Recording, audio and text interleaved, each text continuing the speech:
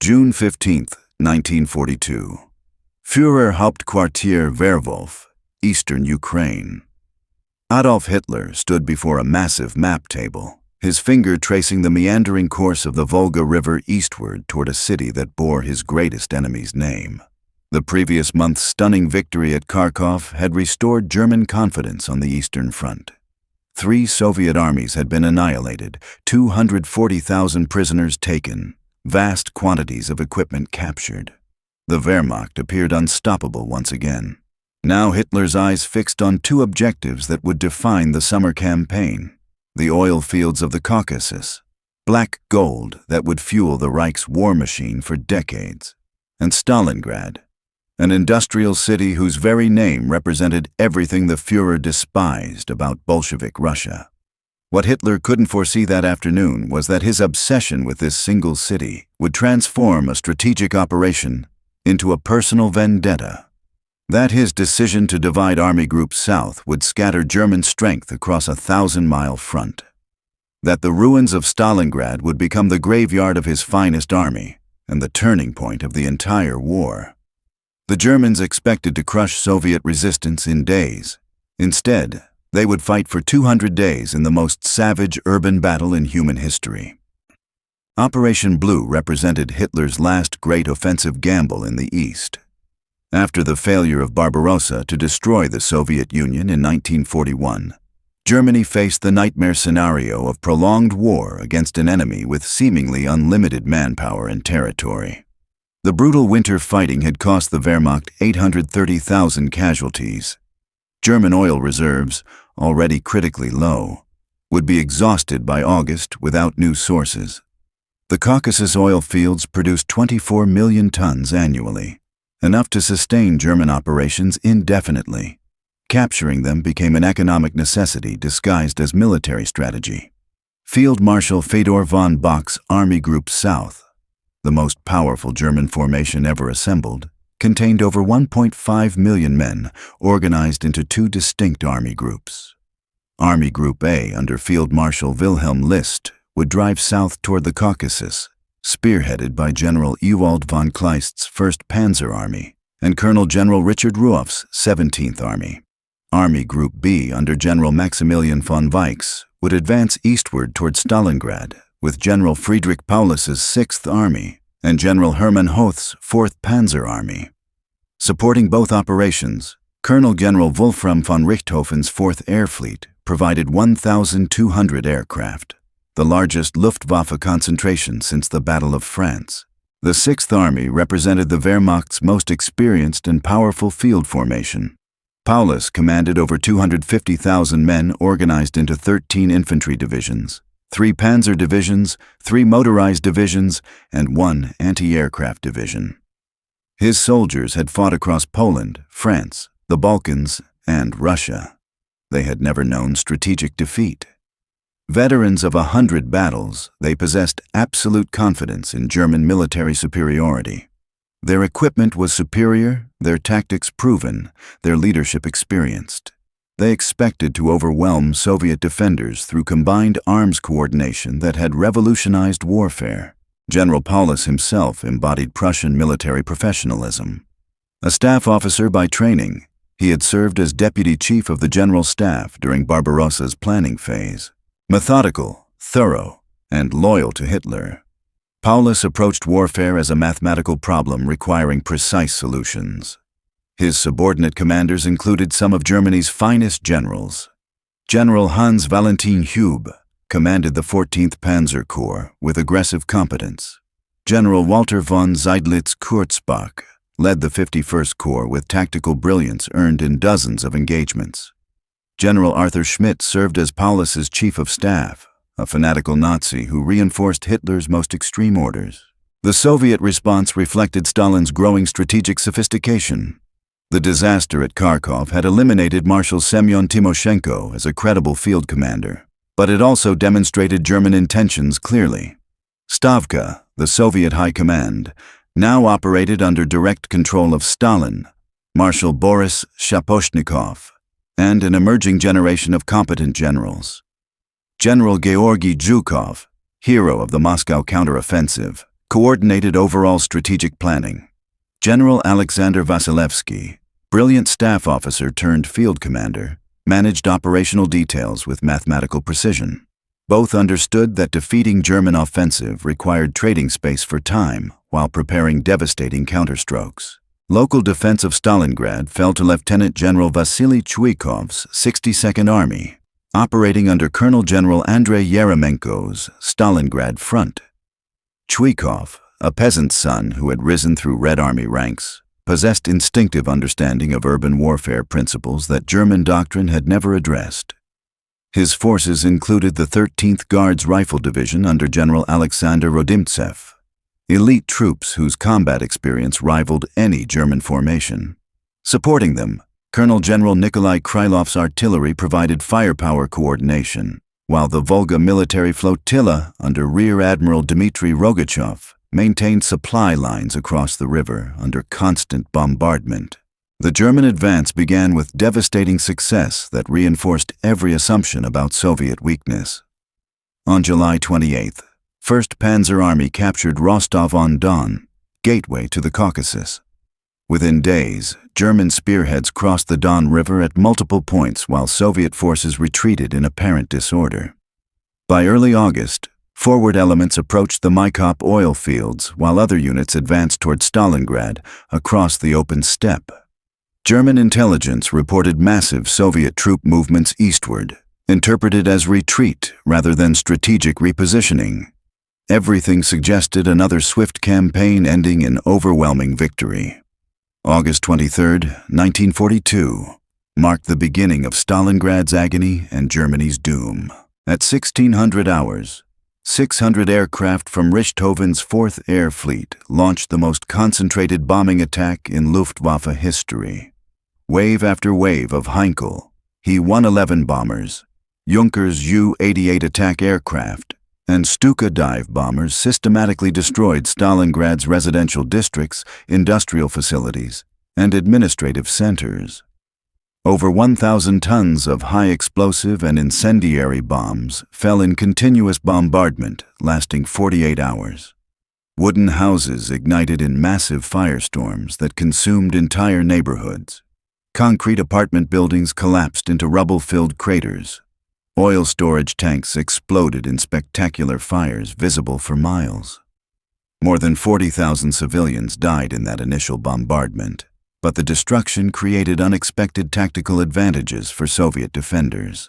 Pre-war Stalingrad had been a modern industrial city with wide boulevards and open squares ideal for German mechanized operations.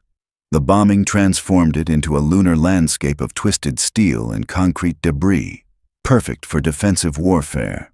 Every collapsed building became a fortress. Every pile of rubble provided concealment. Every basement offered shelter from artillery bombardment. The Germans had destroyed the city they intended to capture, creating the very conditions that would make conquest impossible. German ground forces reached Stalingrad's outskirts on August 24th, expecting to occupy ruins defended by demoralized survivors. Instead, they encountered fierce resistance from troops who had used the bombing pause to establish defensive positions throughout the debris. Soviet engineers had prepared the city for siege warfare, mining approaches, establishing crossfire zones, and creating underground supply networks.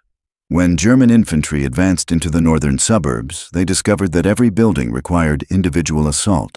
Every room demanded separate clearance. Every floor meant fresh casualties. The urban warfare that began in September 1942 violated every principle of German military doctrine. Blitzkrieg tactics required rapid movement across open terrain, concentrated firepower, and psychological shock that collapsed enemy resistance. Stalingrad offered none of these advantages. Streets too narrow for tank maneuver, buildings that channeled attacks into killing zones, defenders who fought from concealment while Germans advanced in the open, ranges so close that artillery and air support risked hitting German troops. Combat reduced to rifle squads fighting room by room with grenades, bayonets, and bare hands. General Chuikov implemented defensive tactics specifically designed to neutralize German technological advantages. His hugging the enemy strategy kept Soviet positions within 50 meters of German lines, preventing effective use of artillery or airstrikes. Assault groups of 6 to 8 men armed with submachine guns and grenades moved through sewers, basements, and rooftop passages to attack German flanks and rear areas. Snipers positioned in rubble piles eliminated German officers and specialists, creating psychological terror while disrupting command functions. Every tactic emphasized close-range combat, where superior German equipment became meaningless, and individual courage determined outcomes. The battle consumed resources at unprecedented rates that exposed fundamental weaknesses in German logistics planning. In September alone, 6th Army expended 25 million rounds of small arms ammunition, 500,000 anti-tank rounds, 752,000 artillery shells, and 178,000 hand grenades. Daily consumption reached 300 to 500 tons of artillery ammunition, more than entire army groups had used in previous campaigns. German supply lines, stretched 900 miles from the nearest major railheads, could barely sustain such expenditure rates. Every shell fired in Stalingrad was a shell unavailable for other operations. Every casualty a trained soldier, irreplaceable in wartime economy. By October, German forces controlled 90% of Stalingrad, but the remaining 10% contained the most important objectives. Soviet forces still held narrow strips along the Volga riverbank, including the Red October steelworks, the Barricadi ordnance factory, and the Stalingrad tractor plant. These massive industrial complexes, built with German technical assistance during the 1930s, had been converted into fortress positions with interlocking fields of fire. Their concrete construction resisted even direct artillery hits while providing countless defensive positions. German infantry found themselves fighting battles that resembled medieval sieges, advancing yard by yard against defenders who contested every approach. The most famous defensive position became Pavlov's house, a 4-story apartment building held by Sergeant Yakov Pavlov and 30 men from the 13th Guards Rifle Division. For 58 days, this small garrison repelled repeated German attacks, inflicting casualties far exceeding their own numbers. Pavlov's men converted the building into a miniature fortress, mining approaches, establishing observation posts, and creating supply tunnels to Soviet lines. German officers calculated that their forces suffered more casualties attempting to capture this single building than they had during the entire conquest of France. Soviet sniper warfare represented another tactical innovation that German doctrine had never addressed. Colonel Ivan Sidorenko established sniper schools that trained marksmen to operate independently in urban terrain, selecting targets for maximum psychological impact. The most famous graduate, Senior Sergeant Vasily Zaitsev, eliminated 225 German soldiers and officers during 4 months of combat. His exploits, heavily publicized by Soviet propaganda, created a cult of sniping that spread throughout the Red Army. German officers learned to avoid exposed positions, remove rank insignia, and change daily routines to survive sniper attention. As November approached, German commanders recognized that their initial assumptions had been catastrophically wrong. Stalingrad would not fall in days or weeks. The city had become a meat grinder that consumed German strength without yielding decisive results. General Paulus requested permission to withdraw to more defensible positions, but Hitler refused absolutely. The Führer's personal prestige had become tied to Stalingrad's capture. Retreat was politically impossible, regardless of military necessity. The 6th Army would fight until the city fell or the army was destroyed. Unknown to German commanders, Soviet preparations for a massive counteroffensive were already complete, and the trap was about to be sprung.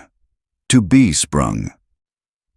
November 19th. 1942, 0630 hours. The steppe northwest of Stalingrad erupted in the largest artillery barrage the Eastern Front had witnessed since Barbarossa. 3,500 Soviet guns opened fire simultaneously across an 18-mile front, their muzzle flashes lighting the pre-dawn darkness like a man-made aurora. For 80 minutes, high explosive shells hammered Romanian and German positions, while Katyusha rocket launchers added their distinctive shriek to the symphony of destruction. General Konstantin Rokossovsky's Dawn Front had begun Operation Uranus, the counteroffensive that would transform the Battle of Stalingrad from German triumph into Soviet victory. The target was not Paulus's battle-hardened 6th Army grinding through Stalingrad's ruins, but the 3rd Romanian Army holding the northern flank. General Petre Dumitrescu's 4 divisions, equipped with obsolete weapons and stretched across impossible frontages, never stood a chance. Romanian soldiers huddled in shallow trenches as Soviet shells obliterated their positions. Communications collapsed within minutes. Command posts disappeared in direct hits. Artillery batteries were silenced before they could respond. By 0800 hours, Soviet tank columns were already exploiting gaps torn in Romanian lines. Lieutenant General Platon Romanenko's 5th Tank Army spearheaded the breakthrough, its T-34 tanks advancing through morning fog that concealed their movements from German observation posts. The 21st Army under Major General Ivan Chistyakov supported the armor with 3 rifle corps, while the 65th Army commanded by Lieutenant General Pavel Batov provided flank protection. Soviet forces had assembled 13,500 guns, 894 tanks, and 115,000 men for this northern pincer. But German intelligence had detected nothing. The element of surprise was complete. 40 miles south of Stalingrad, the 2nd hammer blow fell at precisely the same moment. Colonel General Andrei Yeremenko's Stalingrad front launched its own offensive against the 4th Romanian Army, commanded by General Constantin Constantinescu. The Romanian positions, even weaker than those in the north, disintegrated under concentrated bombardment from over 2,000 Soviet guns. General Nikolai Vatutin's Southwest Front joined the assault with the 1st Guards Army and 24th Army, creating a massive pincer movement designed to encircle every Axis force in the Stalingrad salient. The southern assault achieved breakthrough within hours. Lieutenant General Vasily Volsky's 4th Mechanized Corps and Major General Mikhail Shumilov's 64th Army punched through Romanian defenses and began racing northward toward the Don River crossing at Kalak. Romanian resistance collapsed so quickly that Soviet commanders worried about ambush, but captured prisoners revealed only chaos and panic in enemy ranks. Entire battalions abandoned their positions without orders. Artillery crews fled, leaving their guns intact. The carefully planned Romanian withdrawal became a rout that exposed the entire German southern flank. German reaction revealed fundamental flaws in their command structure and strategic thinking. Army Group B headquarters, located 200 miles west of Stalingrad, initially dismissed reports of Soviet attacks as local spoiling operations. General Maximilian von Weichs had received intelligence warnings about Soviet troop concentrations, but German doctrine assumed the Red Army lacked capability for major offensive operations. The speed and coordination of Operation Uranus shattered these assumptions within hours, but German commanders required days to comprehend the magnitude of their crisis. Field Marshal Erich von Manstein, commanding Army Group Dawn from his headquarters at Novocherkassk, recognized the danger immediately. His experience during the 1941 campaigns had taught him to respect Soviet operational capabilities, but even Manstein underestimated the scale of Zhukov's planning. The Soviet offensive employed over 1 million men organized into 7 armies with supporting tank and mechanized corps. This represented the largest concentration of Soviet forces since the war began, assembled in absolute secrecy while German attention focused on the urban fighting within Stalingrad itself. General Paulus, commanding the 6th Army inside Stalingrad, received reports of the breakthrough with growing alarm. His forces controlled 90% of the city, but success had come at terrible cost. The 24th Panzer Division had been reduced to 30 operational tanks. Infantry divisions averaged 50% strength. Ammunition supplies required daily airlift from overcrowded airfields. Now Soviet tank columns were racing toward his rear supply lines, while his army remained committed to street fighting that prevented rapid withdrawal or redeployment. The German response demonstrated both tactical competence and strategic confusion. Individual units fought with characteristic skill and determination. The 14th Panzer Division, commanded by General Ferdinand Heim, attempted to stem the northern breakthrough but was overwhelmed by superior numbers. Romanian units that maintained cohesion fought desperately alongside their German allies, but their equipment could not match Soviet T-34 tanks and Guards rifle divisions. Within 48 hours, organized Axis resistance north of Stalingrad had ceased to exist. Hitler's reaction to the crisis revealed the psychological dimensions of his Stalingrad obsession. Rather than authorizing immediate withdrawal to preserve the Sixth Army, the Führer ordered Paulus to maintain his positions at all costs. Stalingrad had become a symbol of German invincibility that could not be abandoned without admitting fundamental weakness. Hitler's November 22 directive was uncompromising. The army is temporarily encircled by Russian forces. I know the Sixth Army and its commander, and I know that it will conduct itself bravely in this difficult situation. The Sixth Army must know that I'm doing everything to help and to relieve it. The Soviet pincers closed on November 23 near Kalach-na-Donu, a small town 35 miles west of Stalingrad that controlled the main Don River crossing. Forward elements of the 4th Tank Corps from the northern front met reconnaissance units from the 4th Mechanized Corps advancing from the south. The encirclement was complete. Over 300,000 Axis soldiers, including the entire 6th Army and elements of the 4th Panzer Army, were trapped in a pocket measuring roughly 30 miles east to west and 25 miles north to south. The trapped forces included some of Germany's finest military formations. The 16th Panzer Division had fought across France, the Balkans, and Russia with distinction. The 79th Infantry Division consisted of Saxon veterans who had never experienced strategic defeat. The 371st Infantry Division contained Württemberg soldiers whose regimental traditions dated to the Napoleonic Wars. These men had conquered territories spanning from the Atlantic to the Volga, but now found themselves surrounded in the frozen steppe with winter approaching and supplies dwindling. German attempts to establish an aerial supply line demonstrated the gap between Nazi promises and logistical reality. Reichsmarschall Hermann Göring assured Hitler that the Luftwaffe could deliver 500 tons of supplies daily to sustain the encircled army. This figure was calculated based on the 6th Army's minimum daily requirements: 300 tons of ammunition, 120 tons of fuel, 60 tons of food, and 20 tons of miscellaneous supplies, including medical materials and winter clothing. Göring's promise ignored practical constraints that made such deliveries impossible under combat conditions. The Luftwaffe's transport fleet consisted primarily of Junkers Ju-52 aircraft, 3-engine transports designed for civilian use and pressed into military service.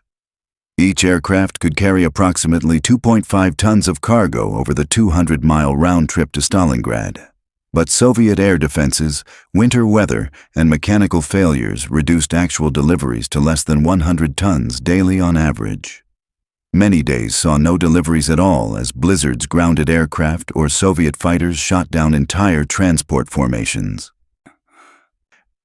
Soviet forces systematically tightened the noose around the German pocket through December 1942. General Rokossovsky's Don Front assumed responsibility for containing and reducing the encirclement, while other Soviet armies prepared to repel expected German relief attempts. The Red Army had learned valuable lessons from earlier encirclement battles where German breakout attempts had succeeded through concentrated attacks at weak points. This time, Soviet commanders maintained strong reserves and established multiple defensive lines to prevent escape. Field Marshal von Manstein's relief operation, codenamed Winter Storm, represented Germany's last hope of saving the 6th Army. Army Group Don assembled the 4th Panzer Army under General Hermann Hoth with orders to break through Soviet lines and establish a supply corridor to the trapped forces. The relief force included the 6th Panzer Division, the 17th Panzer Division, and the 23rd Panzer Division, elite formations withdrawn from other sectors despite desperate need elsewhere on the Eastern Front. Manstein's offensive began on December 12th and initially achieved promising results. German armor advanced 30 miles in 4 days, reaching the Mishkova River only 35 miles from the Stalingrad pocket. Soviet resistance appeared to be cracking under coordinated tank attacks supported by concentrated artillery and airstrikes. For a brief moment, German commanders dared hope that tactical brilliance might overcome strategic disaster. But the relief attempt had come too late and with insufficient force to achieve decisive results. The final phase of Manstein's offensive revealed the true balance of forces on the Eastern Front by late 1942. Soviet reserves, carefully husbanded during the encirclement phase, now entered battle with devastating effect. The 2nd Guards Army under General Rodion Malinovsky counterattacked the German spearhead with fresh tank corps and Guards rifle divisions. The 5th Shock Army, commanded by General Mikhail Popov, struck the German flanks, while the 51st Army under General Nikolai Trufanov threatened encirclement of the relief force itself. By December 23rd, Manstein's offensive had stalled completely. German tank strength was exhausted, infantry units were decimated, and Soviet counterattacks threatened to destroy Army Group Don entirely. Manstein faced the agonizing choice between continuing hopeless attacks toward Stalingrad or withdrawing to prevent complete catastrophe. He chose withdrawal, abandoning the 6th Army to its fate while preserving forces needed for Germany's continued defense. Inside the Stalingrad pocket, conditions deteriorated with mathematical precision that German staff officers could calculate but not prevent. Daily rations dropped from 2,000 calories to 1,000, then to 500 as supply flights became increasingly sporadic. Soldiers ate their leather belts, boots, and anything remotely digestible. Horses were slaughtered first, then dogs and cats, finally rats when nothing else remained. Frostbite casualties exceeded combat losses as German uniforms, designed for Western European conditions, proved inadequate for Russian winter warfare. Medical facilities within the pocket collapsed under impossible demands. German field hospitals, designed for rapid evacuation of wounded to rear area facilities, became overcrowded morgues where doctors performed amputations without anesthetic and surgery without proper instruments. Typhus and dysentery spread through overcrowded bunkers while medical supplies dwindled to nothing. Wounded soldiers who might have recovered under normal conditions died from infections that peacetime medicine could easily treat. January 10, 1943. Soviet forces launched Operation Ring, the final offensive to crush the dying German pocket. General Rokossovsky's artillery unleashed devastating barrages that shattered the last German defensive positions. Starving soldiers, many weighing less than 90 pounds, could barely hold their rifles. On January 31st, General Paulus surrendered in the basement of the Univermag department store, becoming the first German field marshal ever captured alive. General Karl Strecker's 11th Corps held out until February 2nd before the final resistance collapsed. Of the 300,000 Axis troops trapped in Stalingrad, only 91,000 survived to enter Soviet captivity. Fewer than 6,000 would ever see Germany again. The Wehrmacht's finest army had been utterly destroyed, along with Hitler's dreams of Eastern conquest. Total casualties exceeded 2 million souls, making Stalingrad the bloodiest battle in human history. The Battle of Stalingrad became the turning point of World War II. German forces would never again launch major offensive operations in the East.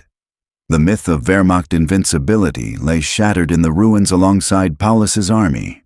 From the ashes of a devastated city rose the spirit that would carry the Red Army all the way to Berlin. The Germans thought they'd crush Soviet resistance in a day. Instead, Stalingrad became their Verdun, their Waterloo. The graveyard where Hitler's 1,000-year Reich began its inexorable march toward destruction. In the end, the city that bore Stalin's name had sealed the Nazi Empire's fate.